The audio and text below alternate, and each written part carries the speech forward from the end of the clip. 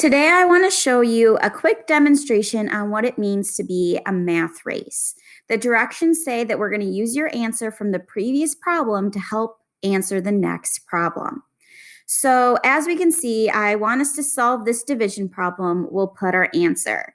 Notice then the answer that we get for number 1 is going to go into the blank right here where it says answer from number 1, and then we'll use that to subtract x minus 7 over x. We'll get our answer for number 2.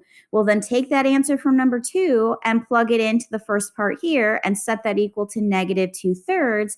That'll get us our answer for problem number 3. And that's how a math race works.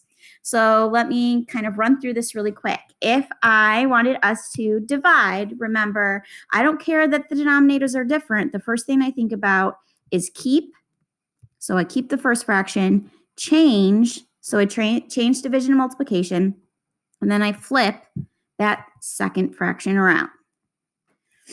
Because all of these terms are monomials, I cannot factor them. So when I can't factor and it's a multiplication problem, I want to make it one big fraction. So I'm going to multiply straight across. 15 times 4, that gives us 60. And then we'll still have an x to the third. On the bottom, 2 times 3, that gives us 6. And then we'll still have an x to the fourth. I don't want to say that that's my final answer because now I want to simplify these things down. Notice that 60 and 6 are numbers that definitely have something in common. I'm going to divide them both down by 6. Because I have x to the third power on the top, it's like I have x times x times x. On the bottom, if it's x to the fourth, well, then there are 4 x's. Notice that if I start canceling what is in common, I end up with 1x in the denominator. So notice then I get 60 divided by 6 to be 10, and there's no more x's on the top. On the bottom, 6 divided by 6 is 1, and then there's still 1x. So we don't really have to write the 1. It's okay if you do, but my answer to the first one is 10 over x. So like I said, I'm going to take that answer and I'm going to plug it in here. So really this is a 10 over x minus 7 minus x over x problem. So because this is a subtraction problem, the first thing I have to look for is a common denominator. But if I look at my two denominators, they're already the same. So I actually don't have to find a common denominator in this case. I can actually just put that denominator that is the same, and then I'm going to combine the numerator. So it's 10 minus, but then I'm going to put in parentheses everything that comes next, because that subtraction sign has to get subtracted to everything that comes after it. So that 10 is still there. I've got a negative times x, which is a negative x, and a negative times a negative turns that 7 positive. That's all over x.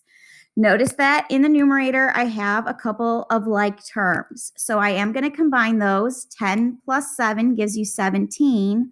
We'll still have minus x, and that's still all over x. Because I don't have like terms on the top and there's nothing that I can factor, 17 and x don't have anything in common, I cannot cancel out the x from the top and the bottom because you have to have everything factored, and I can't factor. So that means that my answer is 17 minus x all over x. So now to continue the math race, I'm going to put that in for the answer for problem number 2. And now that's set equal to negative 2 over 3. Because it is a fraction equals a fraction, we are going to want to cross multiply. So I multiply the numerator from the top to the denominator on the bottom, and then over here, the denominator on the bottom to the numerator on the top. So we cross multiply. Because that binomial here is technically in parentheses, I'm going to put the monomial first. 3 is getting multiplied by that whole thing, 17 minus x. That equals, on the other side, x getting multiplied by negative 2, which is the same thing as negative 2x. So then if I distribute to get rid of parentheses, 3 times 17 is 51. 3 times negative x is negative 3x. That still equals negative 2x. I want to start solving for x. The only thing that I see is that I got to get the x's to be on the same side. So I'm going to add 3x over to the other side That will get me my number completely by itself. Negative 2x plus 3x is now a 1x. And so x equals 51. And then that would be my final answer because I don't have any more left in this math race.